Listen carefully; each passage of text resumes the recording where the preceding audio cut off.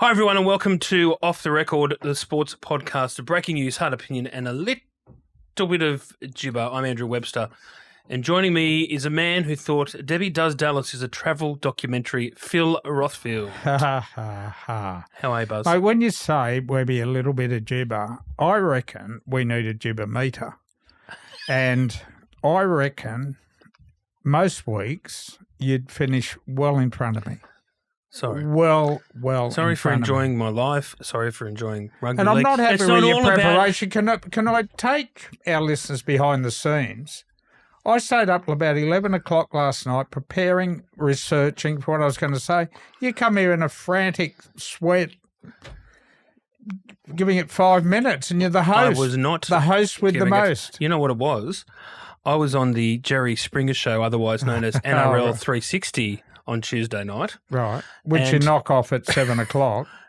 And then I got to drive home. But as I've already said on this program, podcast, whatever we're calling it, it's not so much the show, it's not even the preparation before it. It's all the angry and, narky phone calls and text messages you've got to deal with up until midnight. So Yeah. but it was furthering what we're going to talk about on this show today about, You're looking good though, Webby. I'm going all right. You're looking strong. Just a Look like you're just ready a- to go. Just a fat kid from King's Cross doing his best, Well, we talked last night on 360 about the Lachlan Galvin situation. We're going to delve into that a hell of a lot more on this podcast today. We're also going to talk about the Spencer Leniu v. Jonathan Thurston situation. Also, we're going to have one of the great war stories, even though we're only 4 episodes in, about how Buzz... Well, look, we're going to have Buzz's version of events of when we first met at the Darling M after party in 2005. And then I'm going to give you the real story after Buzz tells you a whole stack of lies. But we're also going to have a bit of breaking news on the NRL and what they're doing about these nefarious player agents. Do you know that? Nefarious. Yes. I'll get my dictionary. That's a word we use in the... Sam, producer, can you Google nefarious? It's a word we use at the Australian newspaper. Yes. You mightn't use it at the Telegraph. Yes. Well, I'm sure most readers would be flat out knowing what you mean. I do want to say something very quickly. You go. Not all agents are baddies. They aren't. I'm going to make some very, very good ones out You know what? Particularly the ones that were calling me when I come off for yesterday. We're not all. Yeah. We're not all dirtbags. Can I get my champ out?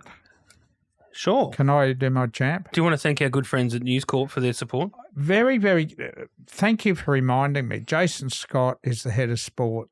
He's a powerful man, and he sent me a text yesterday and said, "Can you please remind the listeners that you actually work for the Telegraph and Code and that your mate Andrew appears on Saturdays in the Australian." I do not want any more of Jason's texts.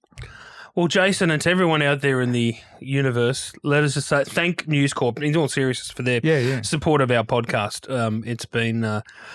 we do write for News Corp publications. Absolutely. You for about 1,000 years for News Corp. I'm only back in the fold from the start of this year. Yes. And I'm loving it. I love the Australian. It's a very good newspaper, a grown-up newspaper. Can I do my champ now? Hey, I know you're the host. I'm the host. Yeah, I know. Oh, Jesus. Can I do my We're champ? only a month in. I'm sick of you already. Yeah. Who's your champ, Buzz? My champ is Benji Marshall. I like the way that he has taken on board this week what his leadership group wanted. And they've got a big game. They've won 3. They need to win more. But he took on board the players, and he didn't have to drop Lachlan Galvin, but the players made it clear they didn't want it. And I just like that coaching. I do. Benji showed a lot of courage to take that into Shane Richardson and drop him from the side. I do want to talk about a bit later when we get to it as a news story. I'm concerned, though, for Lachlan Galvin, and I'm concerned that it is now becoming a bullying sort of issue. I do not like the social media pile-on that he has been subjected to. And I think that's something that Shane Richardson needs to get his head around ASAP. Okay, but I'll talk about that later. Sure thing. So, Dim, if you don't mind, I'd like to talk. Who's your champ? My champ's Rory McIlroy of Northern Ireland. Great one. Great. After winning the US Masters, beating Justin Rose in a playoff, he wobbled in the final round, as a lot of them tend to do at the US Masters at Augusta National. It's a roller coaster of emotions, and he finally won his first green jacket. He's the first European to win 4 majors. He's had many Masters misses and none more so than 2011 when he pooed his pants on the back nine of the final round, as plenty tend to do when they play. He did choke. But it looked like he was doing a Greg Norman in that final round, but he held his nerve and he won the playoff. I can't recall not just a golfer, but an athlete being so emotional after finally get the monkey off their back. Like, he just cried the whole way up to the walk up to the clubhouse. It was a beautiful scene. It is. It was. Have you ever been to a Masters? I never ever have, but it's a bucket list, Webby. Probably when I retire, I'll get across there without a laptop and just soak it up. Are you a golfer? I used to play golf, then my wife decided we should have kids, and which has been the greatest thing in my life. But when they were born, the clubs went up into the attic. Gotcha. And they haven't been down since. It's too time-consuming. I had to give it away. Did you? It was good? It was an attack on my masculinity. Oh, was it? So I'd end up... I was doing it for leisure, and then all I'd do was go and get drunk afterwards to erase the memories of what just happened. Yes, unlike you. But there are some good media golfers. Braithen Ast is a great golfer. I know. Ben Eichen, who came down and reappeared on 3, great golfer. Very, very low. I heard he was off figures. scratch. Yeah, he's blowing up that the QRL job's too time consuming. So poor bugger, he's now out to 4. God. Mate, how good would it be to hit a golf ball and play off 4? But anyway, sounds good. Righto, who's your chump? My chump. And there's 3 player managers. Gavin Orr, who looks after Dylan Brown. Joe Webby, who looks after Dally Cherry Evans. And Isaac Moses, who looks after Lachlan Galvin. They have taken those players, well, not DCE hasn't moved yet. Mate, where are they? They've left their players out to... Where do they pick up your... I've tried all 3 of them. They won't take my call. They're hiding, Webby. And the players are all copying it. Even DCE at 36 years of age has struggled the last 2 weeks. Manly in a free fall. Where is he? They're in the shadows. They're leaking how men. much... They're faceless men. Well, they're my chumps. Good. I don't like it, Webby. I really don't. And I think that they're entitled to publicly explain these situations rather than leak crappy stuff to their mates and then ask to have a look at the copy to make sure it's satisfactory to their business needs. I'm with you. I'm 100% with you. We're going to talk a bit more about player managers in a few minutes, but I'll get through my chump first. Yes. Mine's you. What? I beg your pardon. Inciting the rugby union fraternity on this podcast last week by daring to say that the Lions tickets are too much. Well, and they are too much. Well, so it got to... You've got to remember your demographic. I know, right? I do. And the punters... Don't tell me who my demographic is. You don't know my demographic. The punters who are fighting grocery bills, mortgages and petrol costs are far more important to me than your lawyer mates. I'm more working class than you'll ever be. You sure? I come from a family of bricklayers. How dare you? You might have come from there, but you've advanced significantly. Don't worry, I'll never forget where I'm from. The tough, the ghettos of Urunga on the North Coast. Please don't tell the story you once worked a wheelbarrow on a site for your old man. Please don't bore me with that again. Yeah, but look. So I on our social media page, yes, on our Instagram, I've been dragged into it because I was on the same thing. Even though it was your claim, we've been called old farts. Oh, really? Buzz, just to make it clear, Buzz is infinitely older than me. Clowns. clowns. Muppets. Dribblers. Wow. I had a Shire electrician contact me, Jackson Ford, 28 years of age, Newington old boy, blowing up saying, I'm going and I'm not a lawyer or a brain surgeon or a investment banker or a financial review reader or Mossman or Queen's Park. So hello there to the Shire Sparky. Man of the people. Yes. So just let's make this clear. I don't dislike rugby union. I actually like the game. I cut my teeth covering the Maitland Blacks in the Newcastle comp. Did you? Yes. The first time I went and covered them, it was out at Marcellin Park, and they refused to let me go home. Wow. And I had to sleep in the car. That's not as good as the other one where the keg that was the coach promised to the team. The keg of beer. South Newcastle. I tell you what, those Maitland Blacks, so when they won the comp, they won all three grades. Oh, yeah. God, this might have been 98. And they came into I used to work at a paper called the Maitland Mercury, and I was there like on the Monday morning, and they're having their Mad Monday, and 10 a.m, and I'm tapping away. Yeah. They've walked into the newsroom and picked me up and carried me out of the office to the pub across the road. Oh, how funny is that?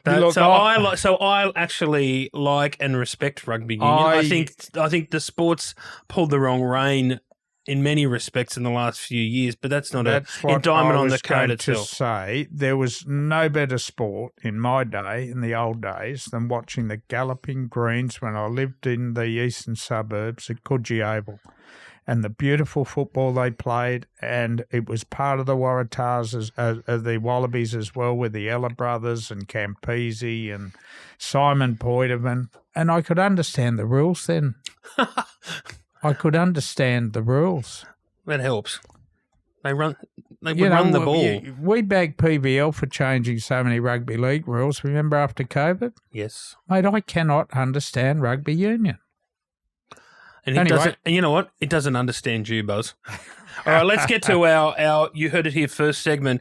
This is where we break a little bit of news, and I can exclusively reveal that the NRL is on the verge of banning coaches from having player managers, and that is a significant part of a review that's underway at the moment involving RLPA, senior managers, and an NRL working group, and they want to bring it in before November 1. I tried to talk to the NRL about it. They don't want to speak on the record because they don't look like they're reacting to what's happened in the last 48 hours with Lachlan Galvin and other stories that have popped up in the first month. Complications too, Webby. For sure. I think that there's a bit of work to do, but that would be a massive change, Buzz, if you can stop coaches from having player managers, because there is such a conflict of interest and it's such a blight on the game.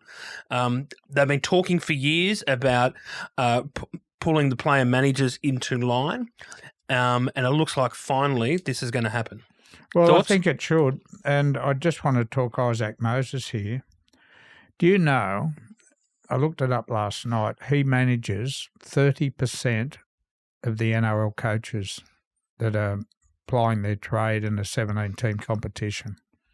He manages Adam O'Brien, Shane Flanagan, Anthony Seibold, Toddy Payton up at the Cowboys, and Andrew Webster. Now, I'm not suggesting, well, there have been a number of signings, particularly, with Bateman more recently at the Cowboys, where he was moved up there with one of his coaches. There's been a stack at Manly, too many to go through, with Anthony Seibold of Isaac Moses' clients. And I think if I'm putting myself in Isaac's position now, you manage these coaches, you want to look after your clients, okay? And I think it's a natural thing to do to try to help them succeed. Eventually, it bumps up their earnings. If they can make the 8, they can make the 4, they could possibly win a premiership. Well, you know what? They get an upgrade from $500K a year to $700, $800K. And you know what? Isaac gets 6% of that. So I think this is long overdue. But look, Gavin Orr also manages a lot of coaches. They do. So I'm not just passion. You know, a lot of his coaches are out of work. You know, guys like Brad Arthur and Jason Demetrio. I've spoken to Brad Arthur to Gavin about this. I said, if there's a job available, who do you back, Demetrio or the other fella? I hate in rugby league how certain clubs are categorised not by the coach or the players, but by who manages the coach and most of the players. It's the same at Manly. Yes. Don't you reckon? Like it's considered an Isaac Moses club. And Matt Lodge, right? But that's an indictment on Manly for letting that happen. Yes. Yeah, it is. But Matt Lodge couldn't get a start anywhere. And I'm not picking on him because he played all right last year. The only club that would take him was Anthony Seibold's Manly.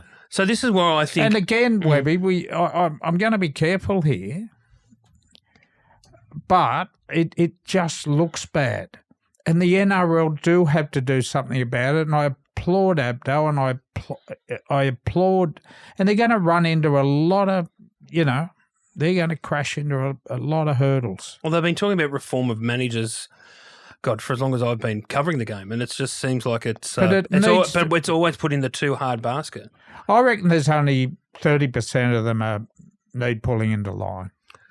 Yeah. There are some terrible 30% are terrible who I deal with regularly. Most of them don't take my calls now, but if I had a young footballer, I would never ever take them anywhere near that 30%. No.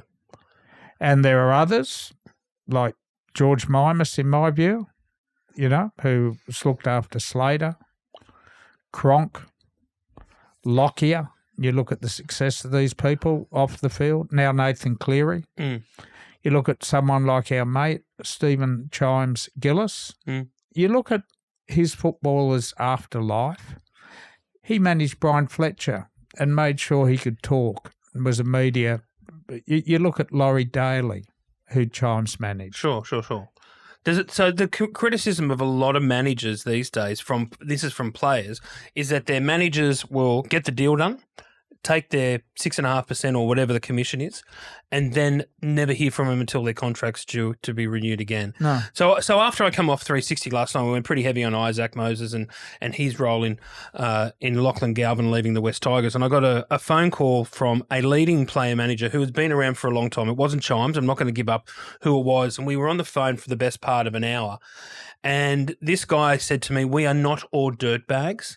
He said, we have the usual argy-bargy between player manager and clubs that happens around negotiations. That's just natural. It doesn't matter what walk of life it is. But he made a really important point. He said, I'm godfather to, a large percentage of the players that I have on my books. And that's so you're right. Not all managers are nefarious in the way they go about their job. They're not all shysters, and they're not all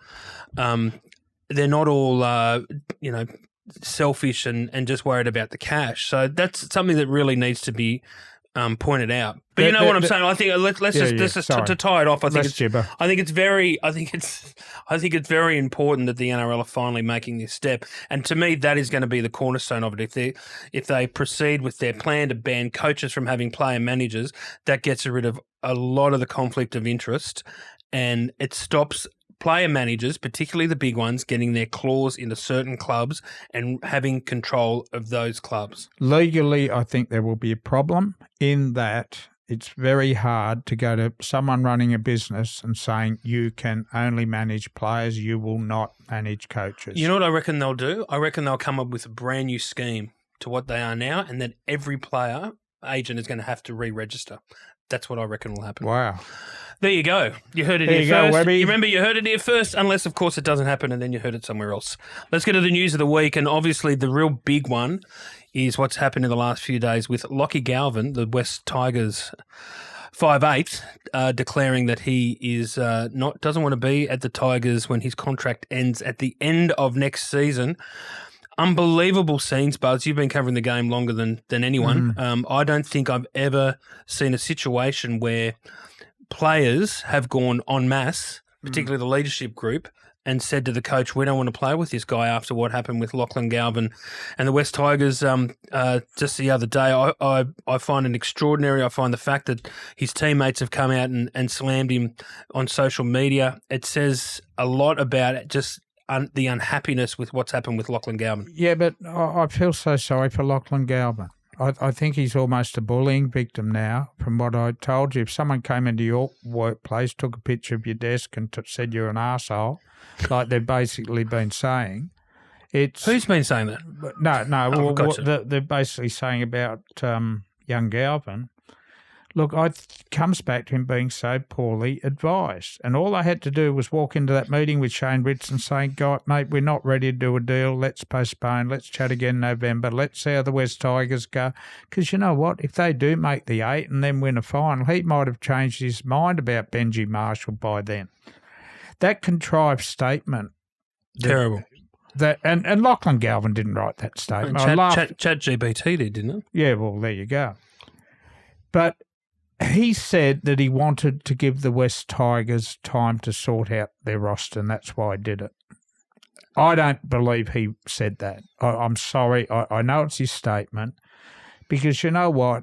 I Googled how many days, right, until March 2027 when he can play football for another club. So he says he's given them time. That is 685 days until he can play for another rugby league club. I don't think Richo needs that long. I don't think so to find another pivot or 5'8" No. or halfback. So, again, though, I do not want to add to the pile-on of this young man, this outstanding rugby league footballer. And I think Shane Richardson needs to step in right now, get his leadership group back in, the leaders he wanted to drop, and say, lay off this kid. I'm worried about him going to the football on Monday and the crowd reaction, the booing. I'd nearly tell him to stay away, Webby. Yeah. It's been pretty heavy. As I said, I've never really seen anything about it. In defence of the West Tigers players, it just shows you how unhappy they are about the way that he has handled this situation. It shows. But you know, so Buzz, let's go back a little bit. So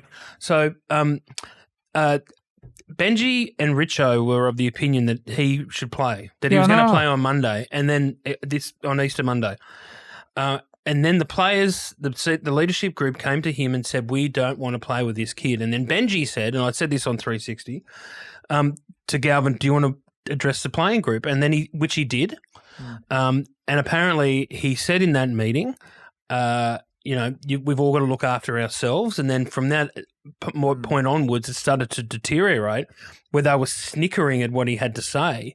And then they had to call the meeting over. Yeah. It's not great. Yeah. That's pretty poisonous. And as I said, it is. Can you ever recall a time when a player has been so ostracised by his own teammates and they didn't want to play with him? I can't really recall that. Look, and the fan pile on as well, Webby. And some of the stories I broke, the Ron Gibbs when he walked out on Manly and there were signs on the hill, give back Terry Randall's jersey, but there was no social media then. And the coverage, what happened behind closed doors there, the players couldn't bring that out into the open. Yeah. But I do admire the passion of the West Tigers players. I admire the fact that the jersey, the logo, the club, the finals campaign and Benji Marshall means so much to them. I don't like the fact that Galvin is a 19-year-old footballer questioning an NRL coach. Benji has introduced him to NRL footy beautifully. Benji himself was kept on hold for 2 years, played 7 games, 2003, 2004. Tim Sheens held him back. When he started him as a centre. Benji gave him the keys to the footy side last year and has seen him develop. There's nothing back. He brought Luai in, he brought Terrell May in to support, You know what I don't like? The fact that this has happened, just as the Tigers are starting to take off. I know. There's just finally after years I want that franchise to play finals this year. I reckon them playing the finals, making the 8 and playing finals football at the end of this year would be one of the great stories. Mate, could you imagine them versus the Dogs at a core? Oh, for good sure. luck getting a ticket. Absolutely. And you wouldn't have to charge $279. Oh, Sorry. Is that what's next? Take back. Look, hang on. You've just thrown me. Want the next item because I've got them all written down. I think it's unfair. I think it's the thing that I find a bit gobsmacking about the whole thing is, and again, I want to hear this directly from Lachlan Galvin, not from in some contrived statement, not from what his manager is leaking to other journos. What is it exactly about Benji Marshall's coaching that you don't like? Because, I mean, you've got one of the great playmakers of the modern era as your coach, and you don't think you can learn anything from him about playing in the halves? Yeah. I find that I find that a stretch. I can't understand what the problem is there. I'd tell you I'll excuse him if he was to say, I'm going to Melbourne Storm. I want to be part of that system. I want to see what Bellyache's like. Or I'm going to South Sydney. I want to see what Bayne Bennett's like. I think he can take... And you know what? It'd nearly be a bit more understandable, wouldn't it? Even if he said, I want to go to Canterbury. Because you know what? Cameron Serrato's the next, and Gus is there. And there's a junior coach there that apparently he remembers from his junior days. Yeah. So...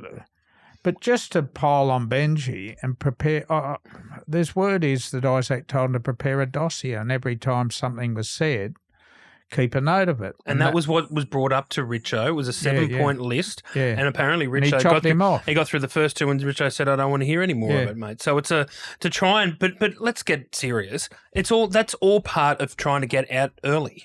That's all it is. Yeah. To put it on Benji, it's all about, well, this is untenable. We need to go. And so this is the other thing I really want to say on this matter before we move on, because we talk about Lachlan Galvin for hours. So the other thing that has really surprised me, Buzz, is how many club CEOs and other player managers, and I haven't heard this from Shane Richardson, but I've heard it from the club CEOs and managers themselves, have reached out to Richo and the club and said, you've got to dig in. You cannot release him early. You've got to dig in. Yeah, I find that remarkable in itself. So do I, and I reckon Richo's got that in him.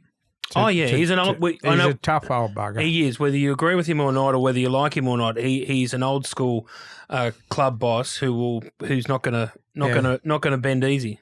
It's funny, Richo, because mate, we haven't had a good relationship for a long I'm bit. aware. But I went out and had a cup of tea with him in the summer, out at that magnificent Concord complex. Isn't that good? Incredible.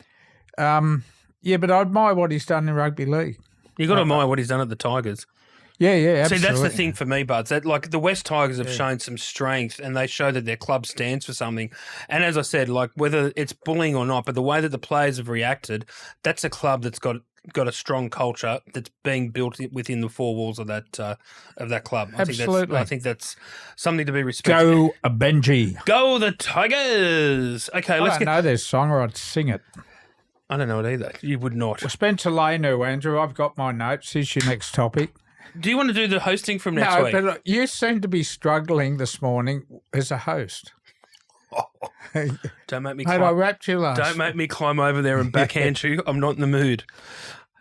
Spencer Leniu v. Jonathan Thurston. That was rugby league theatre, wasn't it? Last Friday night. It was. I liked it. I didn't think it was disrespectful. I love how you said in your Sunday Telegraph column, "Suck it up, JT." Well, I did. I said, "Get over it." Was the word I used, because when you're working in the media, you do say things unavoidably that are going to create drama, and not everyone likes everything that comes off your keyboard or what comes down the microphone.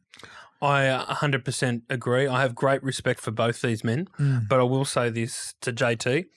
If you're going to take the big wad of cash to be a media commentator and you want to make comment about something as sensitive as Spencer Leniu's suspension for what he said to Ezra Mam in Las Vegas last year, You got to cop it. I disagree with you there.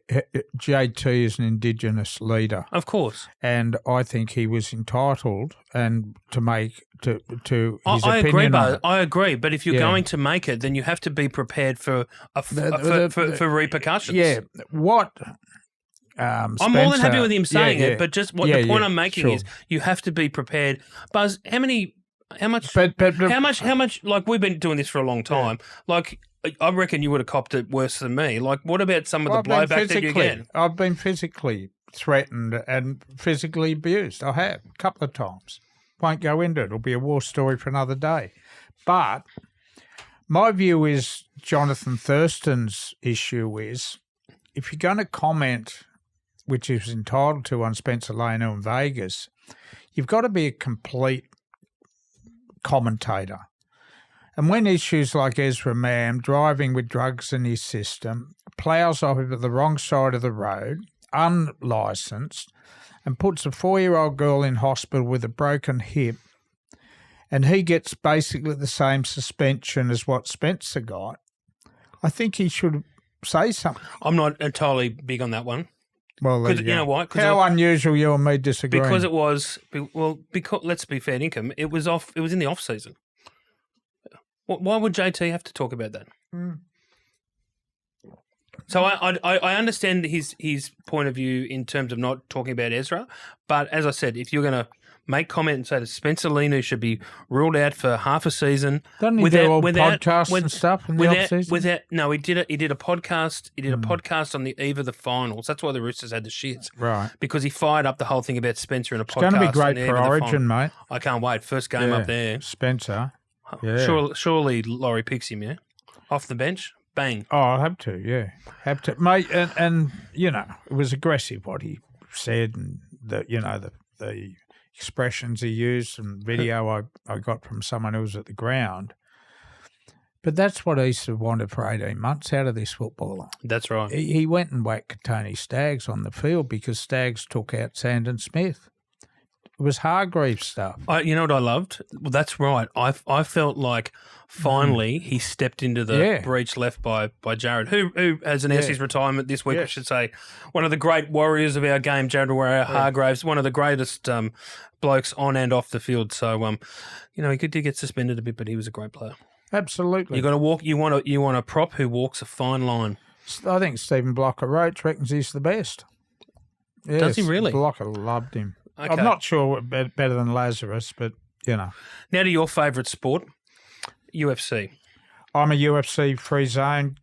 Go and ask someone else. I want to congratulate Alex Volkanovski for reclaiming his featherweight title by winning via decision his bout against Diego Lopez in Miami.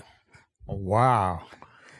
Are you really bagging? No. Are you really going to bag the Volk? No, but look, because I will get over there. I will get over there and get you in a ninja choke and wrestle you on the ground. You only put this on the list because you knew it would. UFC is one of my great dislikes. This is going to surprise you, Buzz. Not everything I do is to piss you off. Oh, isn't it? I mean, he's just won his 5th world title. Yeah, I mean that's a fair effort. Look, I want to say this: I'm not the biggest UFC fan, but I am an Alex Volkanovski fan. You paid for the fight. I paid for it. I paid to watch it. Yeah, and I've got to say, on your tax deduction. Can you let me finish? Yeah, go on. For Christ's sake, you're annoying me today. I love the fact that he is such a knockabout Aussie, the Volk, and the way that he spoke afterwards and the humility he showed.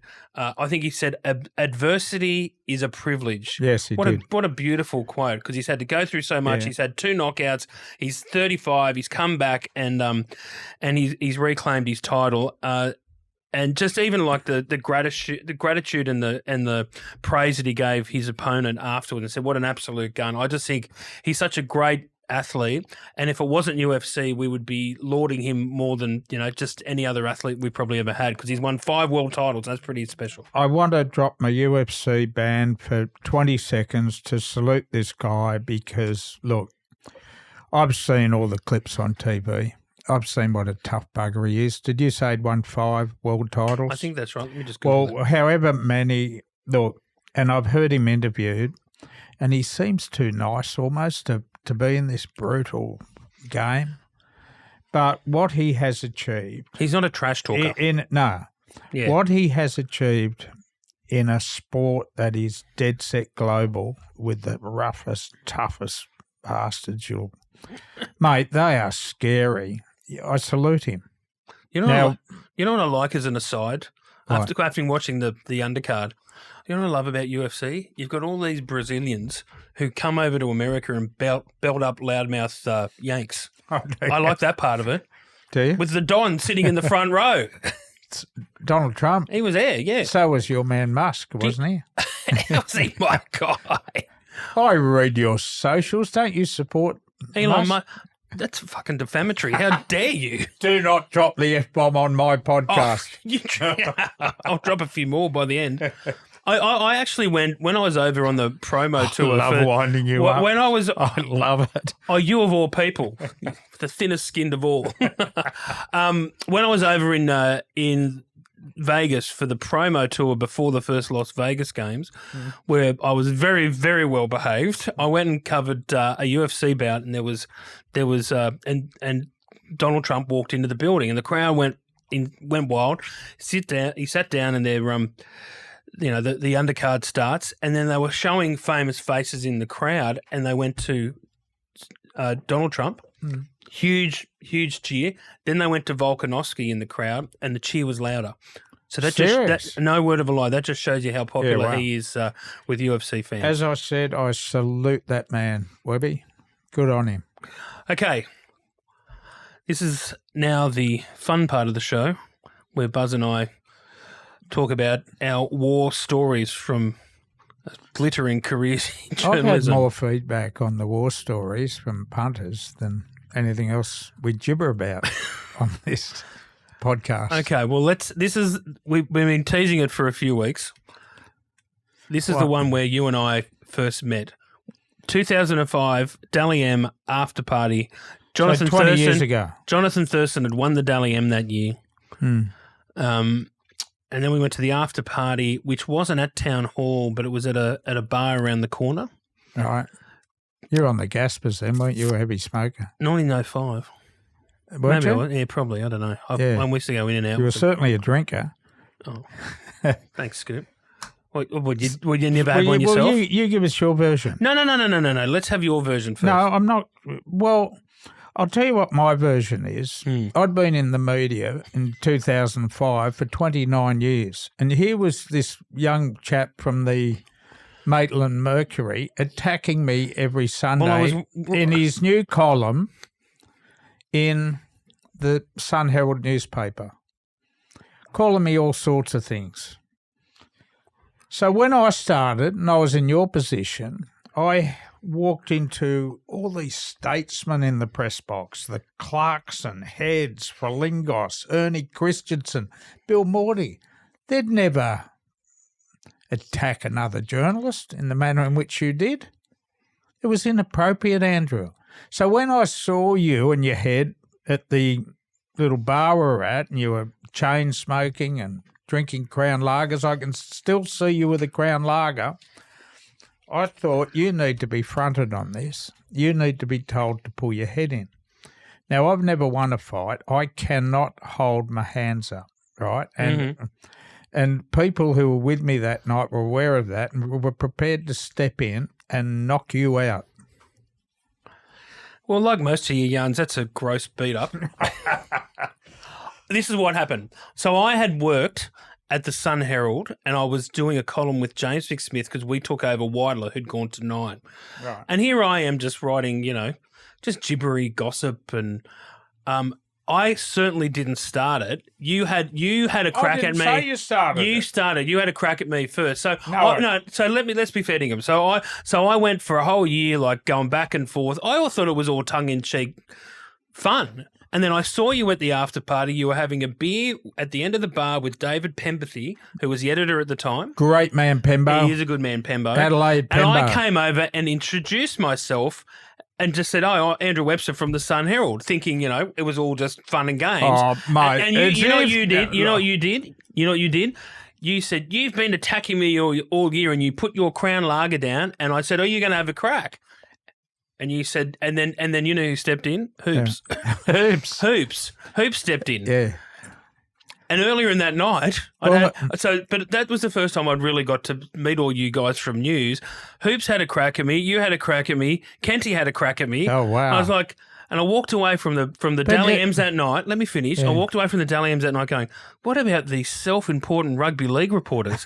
Who was to know that only a matter of weeks later I would exactly be the same? And we have been great mates. Well, not necessarily ever since, but we haven't been 20 years. I was very upset at the time. You called me Rebecca Rothfield once because there was a column called Beck and Buzz. And you were doing all the writing on it. I did most of it. But you know who told me to write that? Who? The lawyer at Fairfax. Because I'd written because it was always a pretty legally hot column, like they always should be. Oh, mate, you were out of control. I was a bit, and I was more aggressive. You didn't have a good grasp of defamation laws. How dare you? You need to be heavily legaled. So, but who would have thought 4 years later, I'm at a bar with you and Ben English, and you hire me. And I don't hold grudges, Webby. I don't hold grudges. I know, but Buzz, we've had our ups and downs over the years. I love you now, mate. I love you too, Buzz. I love you too.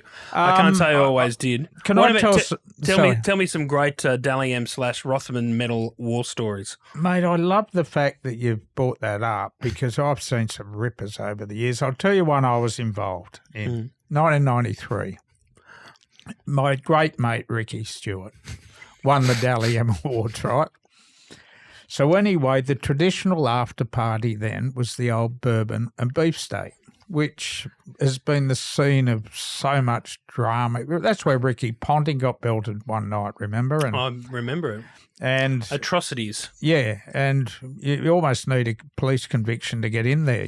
There's that many colourful characters hang around that bar. So anyway, Ricky's in there with his medal. About 4 a.m, I said to him, "Stick, give us your medal. I want to put it on." There were no phones or cameras or anything. He said, "No." I said, "Come on, don't be stupid. God. Give us your medal." So I tried to grab it off his neck. Then he shoved me, and I've shoved him back. And Dean Lance, remember Dean Lance? Of course. Very tough second row forward, stepped in and pulled us apart. We still laugh about Sticky. That's gold. I say to Sticky all the time, once or twice a season when I ring him, Dean Lance saved your life. He saved your life that night. This is a bloke who's never won a fight. There's one more I want to gibber about. Late 80s. I was at the Roth. This is the best story ever. Late 80s, Rothman's medal, Hilton Hotel, all these flash. There were no women invited those days. It was just a male affair, and Graham Hughes used to chauvinistic pigs. Yeah, exactly. So anyway, Johnny Raper and John Singleton were pretty good mates. Chook did some work for him, his advertising agency, all this. But they've had this thundering blue about something, about 2 or 3 tables away from me. So Singo's sitting over here, and on the opposite side of the table is Chook Raper. You could hear them screaming at each other. So Singo gets up out of his chair, it must have been a reasonably thin table, reaches across and headbutted him and opened him up. But poor old Chook, it was such a good Liverpool kiss or headbutt, Chook's head finished up in his entrée. Mate, I'm telling you, it is a true story. One of the most violent act of. You get arrested for doing it. Didn't they used to give away put a carton of cigarettes on the table at the Rothmans medal? Yeah.